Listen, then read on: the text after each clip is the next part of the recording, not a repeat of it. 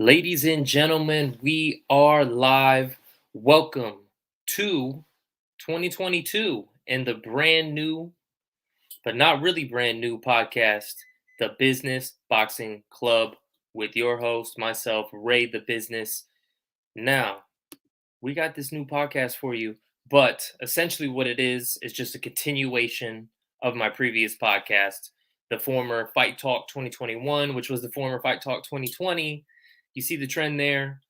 Decided earlier, we might switch it up every year, rechange the name, but now that I'm moving to a new separate channel, I don't want to have to change the name of the podcast every single year. Decided to get rid of that idea, and we're going straight forward with a brand new brand. And I decided to name it the Business Boxing Club because this is our virtual boxing club right here, man. We're going to be talking about boxing, but we're also going to be talking about MMA as well.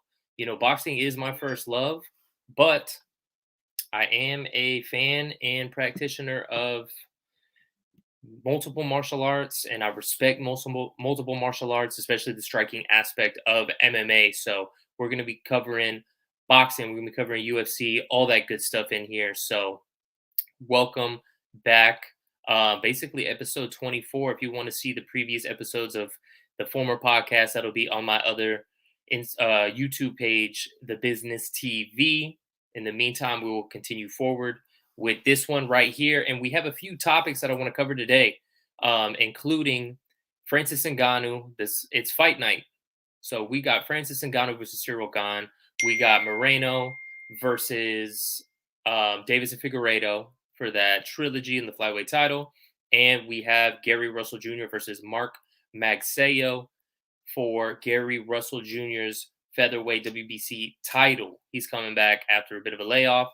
So we're going to talk about that. But the first thing I want to talk about isn't even a fight that's happening, isn't even a fight that's realized, and isn't even a fight that's on a lot of people's radar. What I want to talk about is the potential of Francis Ngannou versus Tyson Fury. I've heard a few people talk about this. And when I say few, I mean a few people. I feel like there's more people that should be talking about this because this is a very real fight that can happen. I know a lot of people are kind of brushing it off to the side. Nah, man, this is real. This is as real as it gets, that this fight can go down. And I don't want to say that it's going to be a super close fight if it happens, but it's a lot closer than a lot of people will say. Now, let's start with why. Why would this fight happen? First of all, Francis has to win tonight. And if he wins, he continues his knockout streak. This is a very marketable fight, and it is a very real fight that will happen. The reason being, on Francis's side, Francis tonight has been betting on himself, similar to what Deontay Wilder did before when he didn't sign that DAZN deal with Matchroom Boxing, all of that. He bet on himself, right? And it paid off. He got paid out for that. But we never got to see that AJ fight. Francis has bet on himself in the UFC in the sense that he hasn't re-signed with the UFC. He knows, okay, I'm going to knock these guys out. And really, when you look at who his opponents have been, we can go ahead and share the screen right here. His opponents have not been easy, man. So we're looking at Francis Ngannou right here. Let's see. They gave him a bit of a killer's row in the sense of, let's go up to the top. We'll go to mixed martial arts record right here. Since he lost to Stipe, since he took that loss, he's learned a lot. He took another loss to Derek Lewis, but that was almost like you could almost call that like a no contest because it wasn't really a fight. And he was definitely shook. People were saying like, man, he needs to see a psychologist, sports psychologist, something, right? But since then, he's been on a tear. 5 knockouts in a row. And these 4 right here, all first round. And if you add up the times, man, it doesn't even add up to 3 minutes, I don't believe. So first of all, he knocked out Curtis Blades for the second time. He had already knocked out Curtis Blades before. He knocks out Curtis Blades in 45 seconds. I believe at the time Curtis Blades was the number 2 or number 3 ranked fighter in the UFC. Then he fights Cain Velasquez, the former heavyweight champion, somebody who a lot of people were saying could have been the greatest heavyweight of all time, knocks him out in 26 seconds. A lot of people were trying to say, oh, his knee gave out, this and that. Nah, he got caught with an uppercut. Then he fights another former UFC champion in Junior Dos Santos, knocks him out in 1 minute and 11 seconds. So 91 seconds, it's all it took for him to knock out former champion Junior Dos Santos. And then he fights Jairzinho Rozenstruik, who's had, you know, double-digit years of experience in kickboxing. I want to say he had like 75 kickboxing fights, something like that. Huge experience gap in the striking, and it took all but 20 seconds to knock him out at UFC 249. So, knocks all of them out. And the UFC wasn't playing games, man. It took them a whole year in order for him nearly to get his rematch with Stipe. And when he did, we saw a completely different Francis Ngannou. We saw a much more reserved Francis Ngannou. We saw a patient Francis Ngannou. We saw a Francis Ngannou that was throwing feints, that was throwing short shots, not just winging, because a lot of people, especially boxing fans that hear me say, oh, he's going to fight Fury, people that don't know Francis Ngannou, the first thing they're going to do is rush over to YouTube and look up his highlights. They're going to see crazy swinging, winging shots, and they're going to go, oh man, this guy has no technique. He doesn't even know how to fight. Similar to Deontay Wilder, he does that when it's time to go for the kill, right? So if you're going to judge Francis Ngannou, judge him based off of the difference between this fight and this fight, and the maturity that he showed and the evolution that he showed within that 3-year span. Judge him on that. And then if you want to look secondarily at the knockouts, then you can add that to your opinion when we're discussing this. But okay, that's on Francis's side. Sure. This is the last fight on his contract, making him a free agent.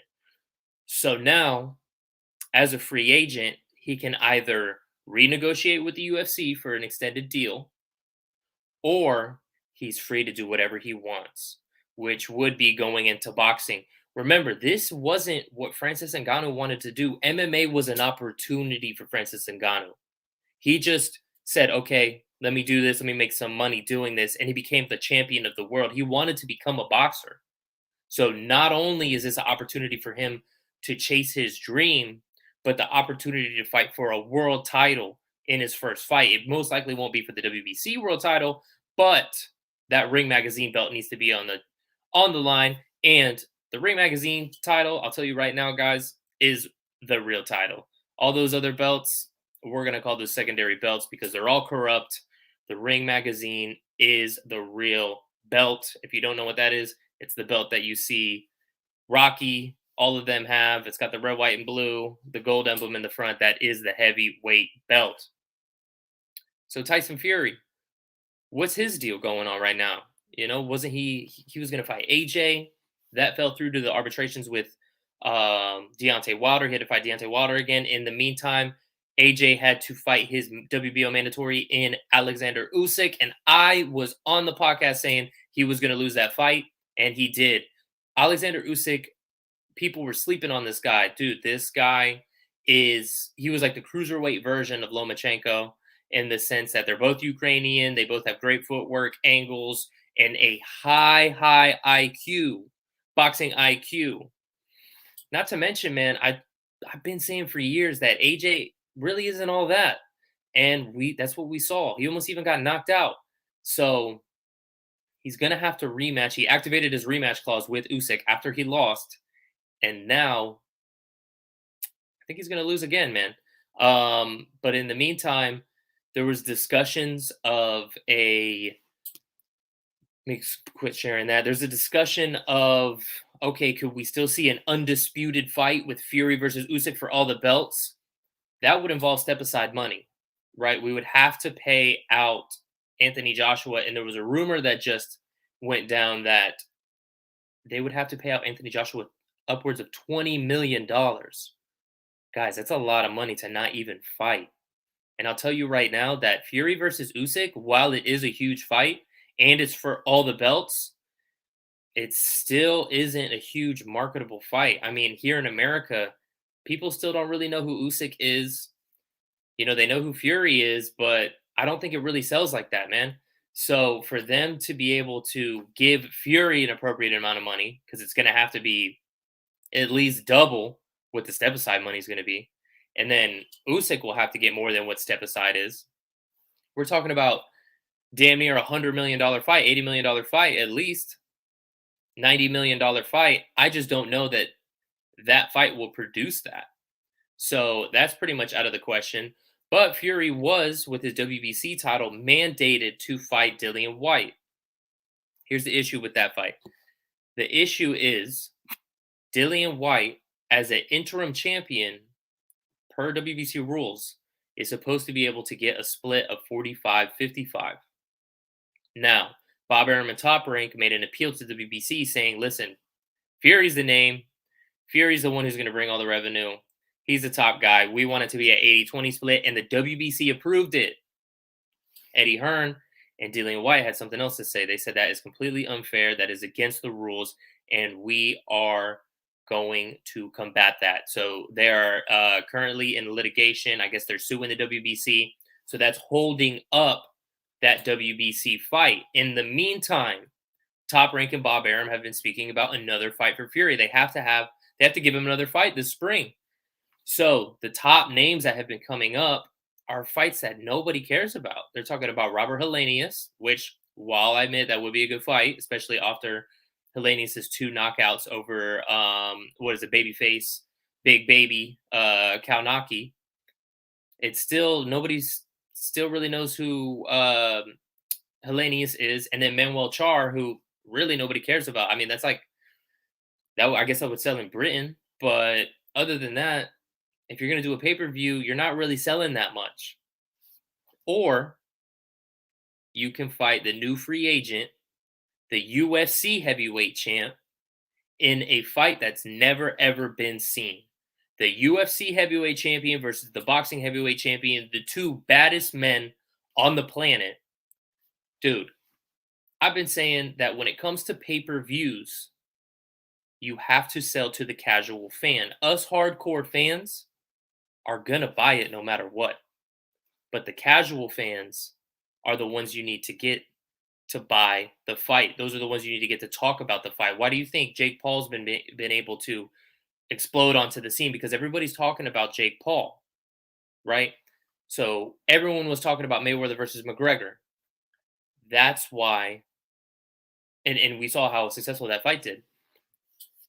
This fight will explode with the casual fans, and you'll have 2 different audiences that tune in. You'll have the MMA fans and the boxing fans. Everyone's tuning into this fight. I think it does huge numbers. But I think it really comes down to, is that the fight that Tyson Fury wants? So let's see. What fight is Tyson Fury talking about? Is he talking about? We're right here. We are on Tyson Fury's Twitter page. We'll start from the top. He's showing his old belts. And there's a lot of tweets where he just talks shit about these 2 guys, saying that they aren't really that good. He says, he's on record saying that Deontay Wilder would spark both of them out, which I agree. I think Deontay Wilder would spark both of them. I think against Usyk is actually a competitive fight. But if he hits him, Usyk's going down. But look what Tyson Fury is retweeting and what ESPN Ringside is posting. They're reposting Tyson Fury's tweet. The Clash of the Titans, Francis Ngannou, Las Vegas, boxing versus UFC heavyweights, all eyes on us. Top Rank Boxing, ESPN, very exciting.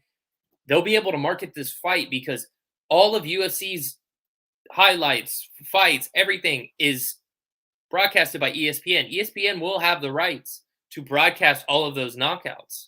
So they will be showing that in all of the promotions. Right here. I think this will be absolutely amazing fight. Tyson Fury has his sights the Clash of the Titans with Francis Ngannou, and he's talking about the Francis Ngannou fight. Francis Ngannou, he's talking about it again.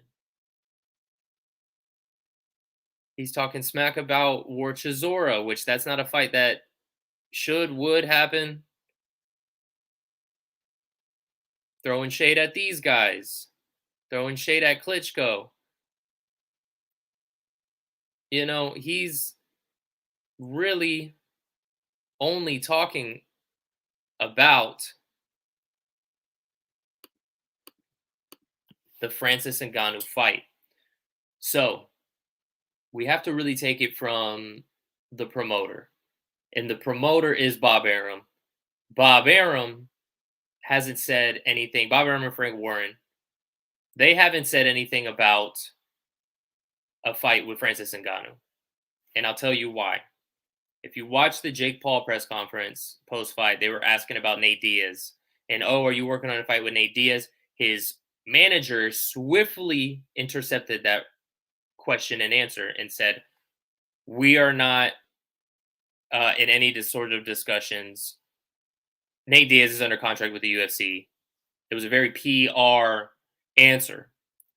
And that leads me to believe that previously, when they talked about something like that, they must have got some sort of a cease and desist letter from UFC's lawyers saying, hey, you guys can't be talking about this or trying to negotiate with fighters that are currently under contract with us.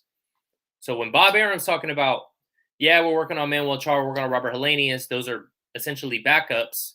But as soon as Francis Ngannou fights and wins, if he wins tonight,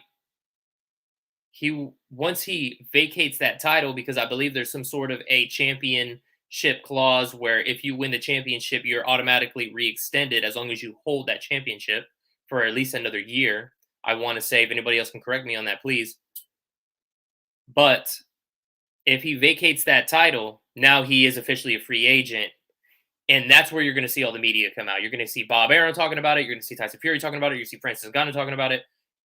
ESPN is going to be all over the place. If Francis Ngannou wins tonight, next week, maybe the week after, because who knows, Francis Ngannou might still sit down with the UFC, have a conversation, but I don't see where they can bring any sort of amount of money that is going to get even a fraction of what he can make fighting Tyson Fury, and really the legendary status, the gold that you would win, the award of being the boxing heavyweight champion. Who knows? As far as a breakdown of that fight, we'll have to see. I don't want to get too ahead of myself here. I am just simply articulating what could happen and all of the different variables that nobody else is really speaking about, it seems. So that being said, we'll see what happens. He's got to win tonight. So UFC 270, Ngannou versus Gane is going down tonight. And who's going to win that fight? First, we have in the co-main event, Deiveson Figueiredo versus the new champion, Brandon Moreno. We've seen this fight twice. First fight was an absolute war. Second fight, it looks like Brandon Moreno either just figured him out or Deiveson Figueiredo just folded. In this fight, I really want Moreno to win because he's just such a great guy. And Figueiredo just seems like, if you saw the press conference, he was saying all this and that. And Moreno just said, dude, what are you doing? This is so fake. Like, you don't have to do this. Like, I know you're a nice guy. And I agree completely with him. So what I will say for Figueiredo is that he partially did save the flyweight division. If you remember, the flyweight division was something that was on the chopping block. And a lot of people say that Triple C saved the flyweight division. I believe he really did. But with the exit of Triple C from the equation, you needed somebody to fill that void. And if it was Benavidez or somebody else, it just wouldn't have had the same type of excitement, anything like that. We needed somebody like Figueiredo to come in, knock out Benavidez, choke him out, really stop him twice, win that title, completely dominate Perez so as quickly as he did, and then fight. I think he fought 4 times in 1 year, in the span of 1 year. And that was something that we needed. We needed an active champion that we're continually talking about. Okay, this guy's a killer. This guy's an active champion. It keeps that going. If we saw a champion that came in, wasn't too exciting, and then fought once a year, I feel like that flyweight title would have been right back on the chopping block and could have potentially been chopped. Now we see somebody in Brandon Moreno who won it, Mexican born, Mexican descent, a Mexican champion, and he's being embraced by the fans. A lot of Mexicans and Mexican fans, especially in the boxing sense, they really, really, they embrace, especially the smaller weight class champions. So this is right up the alley. This is exactly what the UFC needs and wants. It will be great for the UFC, for Brandon Moreno, if he wins this fight. I'm going for Brandon Moreno. Now, the main event. Listen, I'm not just going to just completely reiterate what everyone else is saying, right? You go to any other podcast, any other MMA media, they're going to say, oh, it's going to come down to, Francis's power versus Ngannou's technical aspect, blah, blah, blah, blah, blah. If you haven't seen that, then I guess I will reiterate it briefly in the sense of Ngannou is one of the most technical strikers that we have seen in the heavyweight division in the UFC because his movement, his traps, his shot selection, everything, it's beautiful, right? Now, beautiful also sometimes translates to boring for the casual fans because they don't want to watch a chess match. They want to watch violence. And that's what we see on the side of Francis Ngannou, who comes in and is almost the epitome of pure violence. You saw the stats, you saw the knockouts. This man is violence, but he's also patient. So if he's able to be patient like he did in his championship winning performance, he might be able to get the job done. He needs to be able to close that distance. My guess is we might even see a takedown attempt from Francis Ngannou. That would be super smart of him in a game plan if he could be able to almost scare Ngannou, get him moving, and then try to go for a takedown. If he can get him to the ground and pound him out, we've never seen Ngannou on the ground. So that would be, in a defensive position. That would be tremendous for Francis Ngannou. And then that threat of the takedown will be there. So he's got more layers to think about, and that will just add to Francis Ngannou's striking game, his completely terrifying striking game, right? So this is really what we want to see. It's just one of those things where it might just be as simple as the over under, right? 2.5 rounds, that halfway point. If it's the under, it's Francis Ngannou's fight. If it's the over, it's Cyril Gane's. Another main aspect. Everybody's talking about, they're training partners, this and that, blah, blah, blah. Francis knows what Gane does. Gane moves. He knows the way he moves. He's seen it. But Gane doesn't know the full extent of Francis Ngannou. Those times that they sparred, those times they moved around in the gym, Francis Ngannou's only going, 50%? 80 tops? Even 80, he's going to kill people. So Gane's seen a reserved Francis Ngannou. Francis Ngannou has seen possibly almost the complete game of Gane. And then we look at the experience factor, right? Gane's only been in MMA for 3 years? So that's not a lot of time.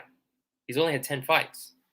And Ngannou, we've seen, had a whole MMA career, had a championship fight, which he lost, and then learned from, evolved, and was able to fight the same guy who is, I don't even want to say arguably, is the number one heavyweight of all time in Stipe Miocic, and was able to just completely outclass him, dominate him, knock him out cold with crisp striking.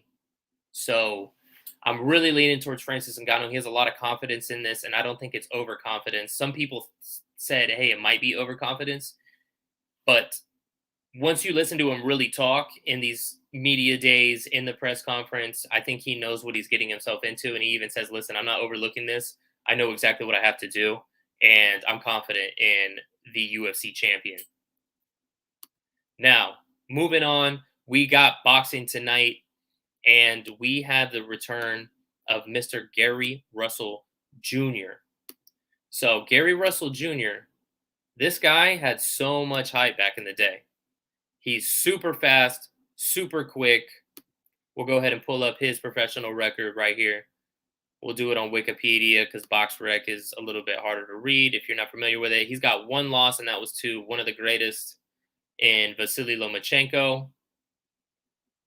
And since then, 2 fights later against Johnny Gonzalez, he won the WBC featherweight title. But check this out. Look at this pattern right here.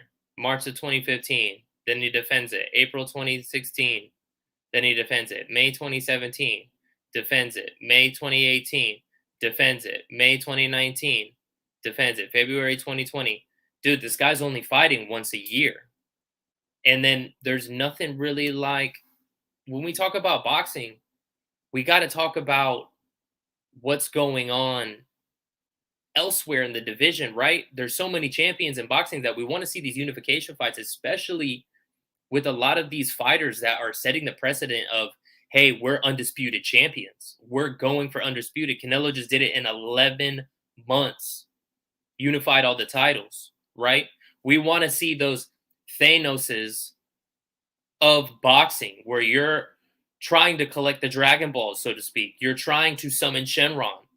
And if you're not trying to, at least trying or pretending that you're trying to summon Shenron and get those wishes, what are we doing here? You just gonna walk around with one Dragon Ball and hold that and fight once a year? Shout out to King Amin. We were chatting on Instagram earlier. He was saying, yeah, man, this guy fights every leap year. Gary Russell Jr., his favorite fight day is February 29th, basically, because this guy is only fighting once a year. And then now you see it's been 2 years since his last fight. He hasn't fought since the pandemic. And he's fighting a guy in Mark Magsayo. A lot of people are saying, like, okay, we don't really know this Mark guy. He's Filipino dude, sure. He held the WBO international title, but he is undefeated. And here's the main thing, man. This guy is bigger than Gary Russell Jr. So we have a height advantage. And we also have to add in a lot of these other variables. There's a bit of other variables that are coming into play when it comes to this fight. Is Gary Russell Jr.'s dad had his foot amputated. His dad has not been able to help him out with this camp. Now, has that brought any sort of, physical burden to him being able to not train at all? Has it brought a mental burden of stress knowing that your dad's getting his foot amputated? There was another article saying that Gary Russell Jr., he admitted that he had a small minor injury. Is that his shoulder? Is that his hand? How minor is the injury? So a lot of these guys, they do have injuries going in, but they don't really talk about it.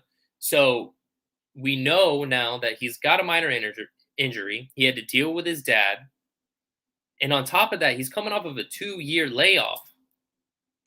Not to mention, the guy's not getting any younger. You know what I mean? He's 33.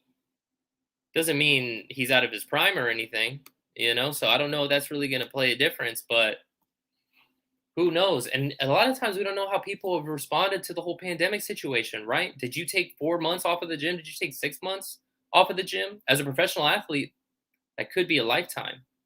While other people are getting better, you're on the sidelines. There's a lot of variables that we don't know. And because of those variables, I am specifically saying right now, we may be on upset alert when it comes to Mark Magsayo versus Gary Russell Jr. And to be honest with you, I don't mind it, because if Mark Magsayo wins, then we'll get some new blood in the featherweight division, and hopefully we can see some unification fights. If not, if Gary Russell Jr. wins, then, bro, you got to move up to 130. He's been saying he was going to move up to 130. Move up to 130 because we got some hot fights going on at 130. We have, I don't remember his name, but he was a Japanese guy that fought Tevin Farmer. He just won the IBF. We have Gutierrez versus Chris Colbert for the WBA.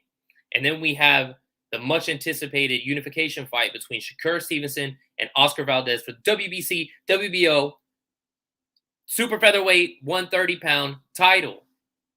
So let's shake it up. Go up there and fight the winner of Colbert versus what's his name for the WBA title, and let's get things popping.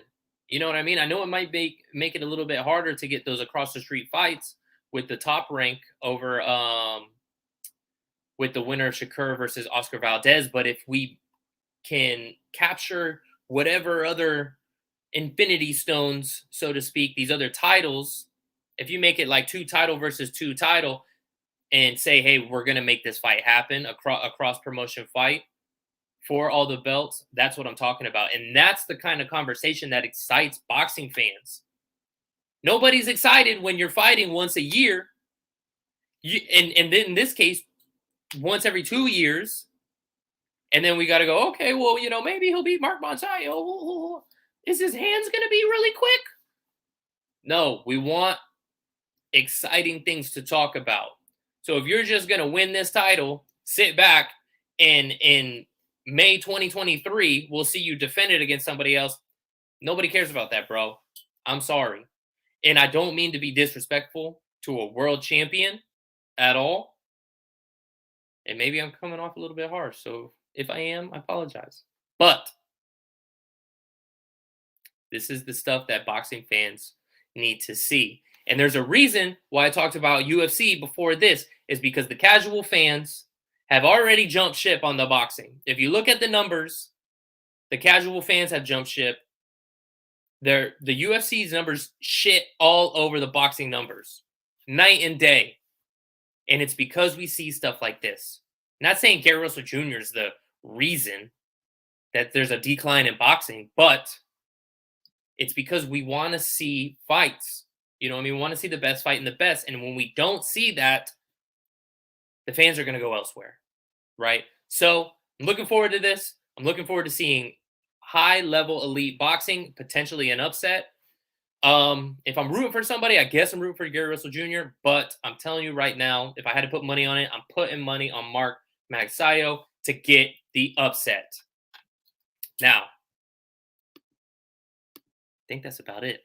So that being said, thanks for sticking in with me on this first edition of the newly branded podcast, I guess episode 24 of the continuation and continuity. But thank you. I appreciate it. Make sure you like, subscribe, comment below if you think I'm crazy, and follow the Instagram as well, guys. Peace.